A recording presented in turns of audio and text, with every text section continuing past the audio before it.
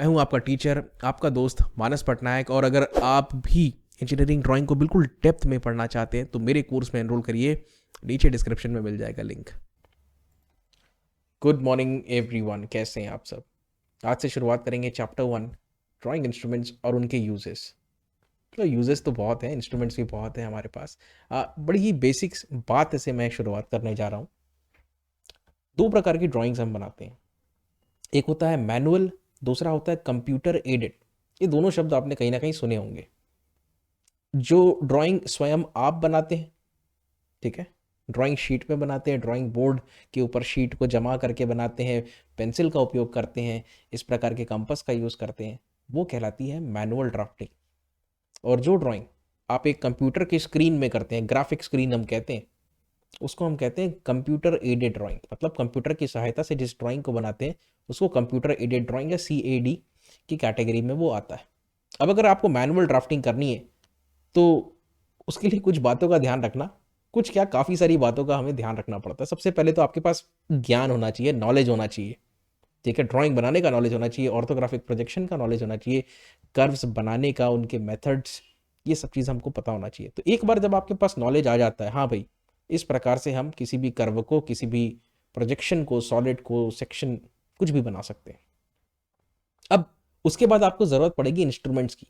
तो बाजार में ये सारे के सारे इंस्ट्रूमेंट्स उपलब्ध होते हैं, कोई दिक्कत नहीं है, लेकिन आपको सुपीरियर क्वालिटी के इंस्ट्रूमेंट्स परचेज करके लाने, जिससे कि आपके ड्राइंग जो है वो बिल्कुल एक्यूरेट बने। देखिए, एज एन इंजीनियर ये बड़ा इंपॉर्टेंट है कि आप अपने ड्राइंग्स, ठीक है, बड़े ही एक्यूरेट बनाएं और मच्योर ड्राइंग्स बनाएं। ऐसा नहीं कि कहीं पे कुछ इन्फॉर्मेशन आप देना भूल गए, वैसा नहीं।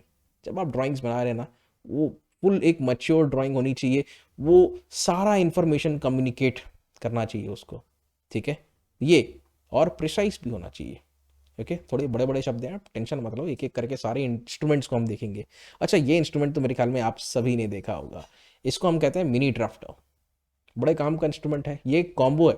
कॉम्बो बेसिकली किसका है, तो टी स्क्वायर का, सेट स्क्वायर का, प्रोट्रैक्टर मतलब चांदे का कॉम्बिनेशन है। उन तीनों को रिप्लेस कर दिया एक इंस्ट्रूमेंट ने, और इसका नाम है मिनी ड्राफ्टर। मेरे ख्याल में सन 2000 के बाद ये बहुत ज़्यादा प्रचलन में आया है। उसके पहले जो काम होता था वो होता था टी स्क्वायर। एक मिनट ना, ये टी स्क्वायर के साथ तब काम होता था, मैं थोड़ा गायब हो जाता हूँ। टी स्क्वायर के साथ काम होता था, हालांकि मैं आपको पुराने ज़माने में भी लेके चलूँगा कि भाई टी स्क्वायर से हम लोग किस प्रकार से लाइनें खींच सकते हैं, या फिर किसी भी एंगल पर लाइन खींच सकते हैं। तो ये सारी चीज़ें आपको बताएंगे, ठीक है। हालांकि टी स्क्वायर अकेला ज़्यादा कुछ नहीं कर सकता, सिर्फ हॉरिजॉन्टल लाइन खींच सकता है, एक जगह से दूसरी जगह स्लाइड हो सकता है। लेकिन टी स्क्वायर को जब आप किसी सेट स्क्वायर के साथ में यूज़ करते हैं तो उसकी उपयोगिता काफ़ी ज़्यादा बढ़ जाती है। समझेंगे इन बातों को। तो शुरुआत करते हैं ड्राइंग बोर्ड के साथ, ठीक है। मैंने पॉइंट वाइज हर चीज़ को लिस्ट कर दिया है, आपको पढ़ने में, समझने में एक बार लेक्चर देख लेते हो तो ये सब का जो PDF है, हैंड आउट है, मैं आपको उपलब्ध करवा दूंगा, बिल्कुल टेंशन मत लो। सबसे पहली चीज़, ड्राइंग बोर्ड जो होता है सर वो रेक्टेंगुलर शेप का होता है, ये बात का आप ध्यान रखिए, ठीक है। लकड़ी का बना होता है और ये रेक्टेंगुलर शेप का होता है। ये जो बेटा आपको जो थिकनेस दिखाई दे रही है ना यहाँ पे, ये जो थिकनेस है, ये जो थिकनेस है, ये जो थिकनेस है, ये थिकनेस जो होती है वो लगभग 25 mm की होती है। आप ज़्यादा कर सकते हो, आपके पास ज़्यादा पैसा है तो कोई दिक्कत नहीं। हालांकि कई सारे इंजीनियरिंग कॉलेजेस में जब मैं वाइवा लेने जाता था तो मैंने देखा है वहाँ पर इंजीनियरिंग ड्राइंग का जो बोर्ड का थिकनेस है वो 25 से भी कम रहता था। ऐसी भी स्थिति मैंने देखी है, ठीक है। तो सिर्फ बोर्ड या पटिए से काम नहीं चलता, उनको चाहिए ताकत, उनको चाहिए थोड़ा सा स्टिफनेस, और वह स्टिफनेस प्रोवाइड करने के लिए हम बैटन्स का उपयोग करते हैं। तो जरा जूम करके दिखाते हैं, ये जो आपको यहाँ पर दिखाई दे रहा है इनको हम बैटन्स कहा जाता है, ठीक है। इनकी संख्या कितनी होती है, तो इनकी संख्या केवल 2 रहती है, 2 में काम चल जाता है भाई। बैटन्स का उपयोग करने से उसमें ना ऐसा करके ना बेंड आएगा, ना ऐसा करके ट्विस्ट आएगा, ठीक है। ये बात आप इंश्योर कर लेते हैं। तीसरी बात यह है, इसमें से एक एज जो रहता है, खासकर लेफ्ट वाला एज, ड्राइंग बोर्ड का जो लेफ्ट में एज रहेगा ना आपके बाएं हाथ में, मेरे ख्याल में आपके लिए ये वाला बाएं हाथ हो जाएगा, ठीक है। वो जो रहता है वो वर्किंग एज रहता है, बड़ा इंपॉर्टेंट है। उस वर्किंग एज में ग्रूव बना रहता है जहां पर कि हम टी स्क्वायर को थोड़ा सा अलाइन कर लेते हैं और टी स्क्वायर को आप वहां पे स्लाइड करवा सकते हैं। अब आएंगे टी स्क्वायर पे भी, चिंता मत करो। चौथा महत्वपूर्ण पॉइंट ड्राइंग बोर्ड के संदर्भ में यह है कि उसको बिल्कुल, जो भी आपका स्टूडेंट है या जो भी ड्राइंग बनाने वाला है, जो भी मैन है, ओके, तो उसके सामने हम बिल्कुल रखते हैं और कोशिश करते हैं कि भाई उसको थोड़ा सा ना ऐसा स्लोप करके रखें, डाउन स्लोप मार के रखें। ठीक है, डाउन स्लोप मारने से क्या होता है, आपको लिखने में, उसको विजुअलाइज करने में थोड़ा सा आपका कंधा भी कम दुखता है। ठीक है, नहीं तो आपको ऐसा करके दिखना पड़ेगा हमेशा। तो जब स्लोप ऐसा हो जाता है ना, तो हालांकि आजकल के ड्राइंग बोर्ड जो आते हैं, जो टेबल्स वो लोग बनाते हैं, उसमें वो कुछ एडजस्टमेंट का लीवर रहता है, तो आप उसको एडजस्ट कर सकते हैं अपने हिसाब से, अपने कन्वीनियंस पे। ठीक है, तो हमेशा याद रखिएगा इसको कि वो स्लोपिंग डाउनवर्ड्स होना चाहिए सर, टुवर्ड्स दी स्टूडेंट। तो ये तो रही ड्राइंग बोर्ड की बात। ठीक है, अब आते हैं एक और बहुत ही महत्वपूर्ण इंस्ट्रूमेंट पर, जिसको कि हम कहते हैं टी स्क्वायर। अब टी स्क्वायर की क्या बात करें भाई, बात ही बात कर सकते हैं, चलिए स्टार्ट करते हैं। इसमें दो मेन पार्ट्स हैं, एक होता है ये ब्लेड, ठीक है, और दूसरा होता है स्टॉक। हालांकि मैंने लिख तो दिया है हार्ड क्वालिटी वुड से बना होता है, लेकिन थोड़ा सा महंगा आता है ये वुड का। और आजकल के ज़माने में जो मटेरियल सबसे सस्ता है वो है प्लास्टिक, तो प्लास्टिक का भी भरपूर यूज़ होता है। आप कुछ पुस्तकों में देखेंगे वो लोग लिखते हैं सेल्यूलॉइड, तो कंफ्यूज मत होना। ठीक है, ओके। दूसरी बात, ये तो हो गया, मैंने आपको बताया कि भाई दो पार्ट्स बने रहते हैं, एक कहलाता है सर स्टॉक, ये वाला पोर्शन, और दूसरा सर कहलाता है वर्किंग एज।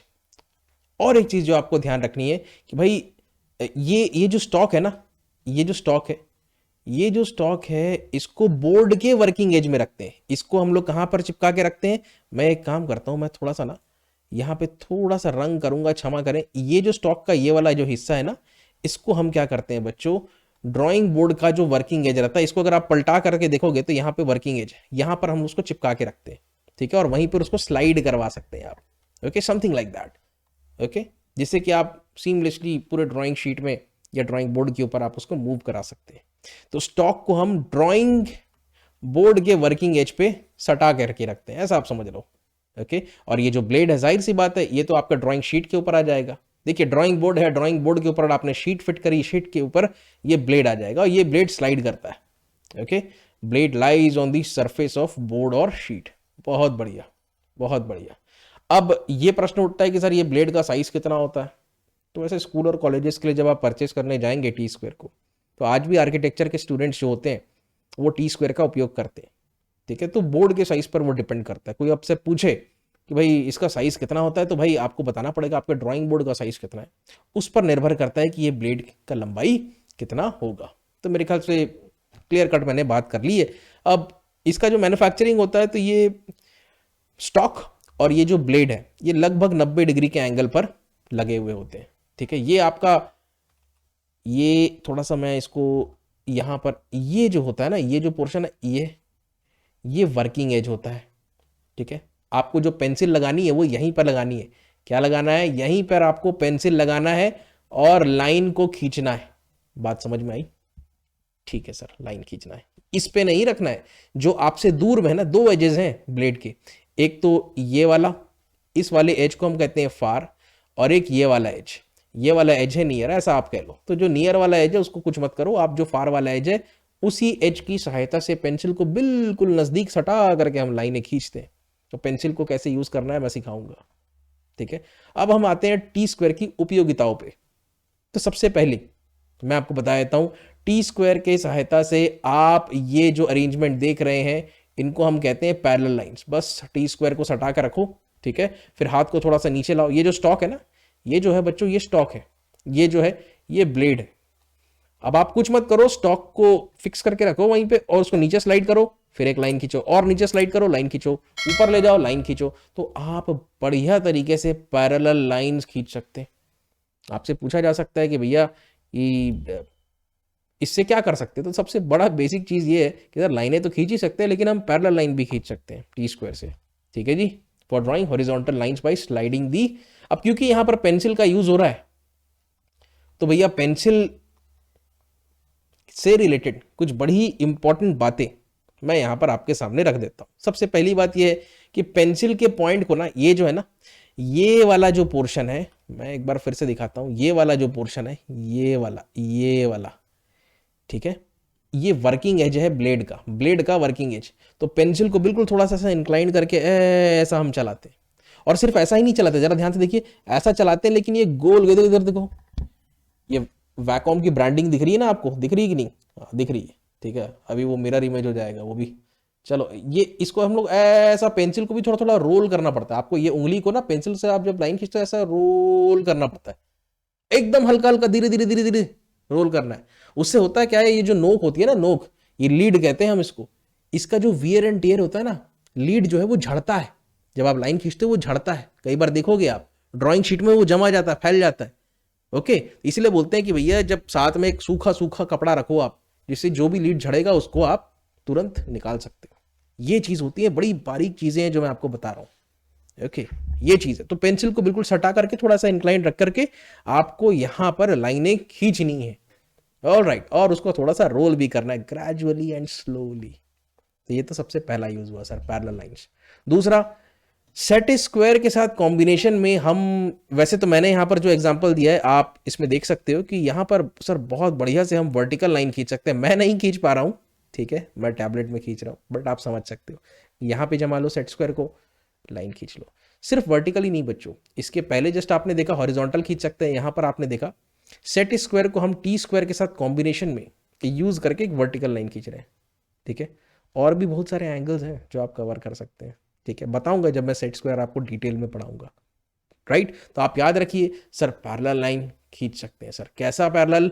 हॉरिजॉन्टल खींच सकते हैं सर, इंक्लाइन लाइन भी खींच सकते हैं सर, और परपेंडिकुलर लाइन भी खींच सकते हैं, ठीक है। ये सारा काम set square along in combination with T square आप कर सकते हैं।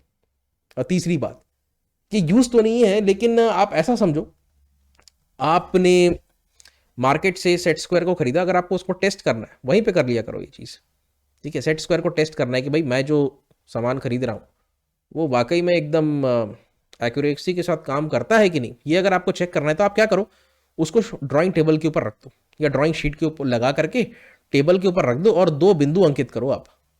ये लगा लिए हमने पॉइंट्स, ऐसा नहीं लाल कलर की बिंदु लगाऊंगा मैं, ये 2 पॉइंट्स हमने लगा लिए, और एक चाहो तो लाइन खींच लो बिंदास, कोई दिक्कत नहीं। अब आप क्या करो, अगर आपका सेट ये ट्राई स्क्वायर ऐसा है तो इसको उल्टा कर लो, इन्वर्ट कर लो, ठीक है। अब जैसे ही आप इन्वर्ट कर लोगे, देखो मैंने यहां पर इन्वर्ट करके रखा हुआ है, ये इन्वर्ट कर लिया मैंने, ये इन्वर्ट कर लिया, ये जो कर्वी पोर्शन है इन्वर्ट होके ये अब इधर आ गया। अब आप फिर से इसी वर्किंग एज की बात कर रहे हो, तो फिर से अगर वो सीधा लाइन खींच रहा है, बिल्कुल इन दोनों पॉइंट्स को जोड़ रहा है, तो भैया ठीक है। अगर नहीं जोड़ पा रहा है तो भैया दिक्कत है, ठीक है। Turn the T square upside down as shown by dash line, ये डैश लाइन से दिखाई दे रहा है, ठीक। अगर वापस से जो लाइन आप खींचते हो परफेक्ट वहीं पे उसी के ऊपर ओवरलैप करता है तो कोई दिक्कत नहीं है। इफ दी, अगर एज डिफेक्टिव है तो लाइंस कोइंसाइड या ओवरलैप नहीं करती, अगर डिफेक्टिव नहीं है तो वो कोइंसाइड करेंगी, राइट। बात समझ में आया? अब मान लीजिए आपने सामान खरीद लिया, अब आप क्या करोगे? वापस दुकान वाले के पास जाओगे तो भारत है, तो बोलेगा मैं तो सामान वापस नहीं लूंगा, तो आप क्या करोगे? आप तो फंस गए, तो आपको कुछ जुगाड़ करना पड़ेगा, और बहुत बढ़िया जुगाड़ है ये। तो आप देखो कि कहां पर वो पोर्शन है लाइन का जो थोड़ा सा ऑफ टारगेट या थोड़ा सा डिविएशन आया है, हो सकता है ना यहाँ पे थोड़ा सा मोटा रह गया हो, है ना, ऐसा ऊपर करके आया हो, ठीक है, हो सकता है लाइन ऐसा सीधा जाने का जगह ऐसा लाइन आके ऐसा गया हो। तो आप क्या कर सकते हैं ऐसी परिस्थिति में, यहां पर एक यंत्र का उपयोग कर सकते हैं, उसको हम कहते हैं या तो आप प्लेनिंग कर लो या सैंड पेपर को लाओ, और यहां पर सैंड पेपर को आप क्या करो, यहां पर सैंड पेपर से उसको घस लो, ठीक है, बढ़िया स्मूथ हो जाएगा। और फिर करके देखना यही एक्सपेरिमेंट को, आपका टी स्क्वायर जो है उसका मामला जम जाएगा, कोई दिक्कत नहीं आएगी। मेरे ख्याल में मैंने अपनी बात एकदम कह दी, और आपने ड्राइंग बोर्ड समझ लिया, आपने टी स्क्वायर भी समझ लिया, उसकी उपयोगिताएं भी देख ली।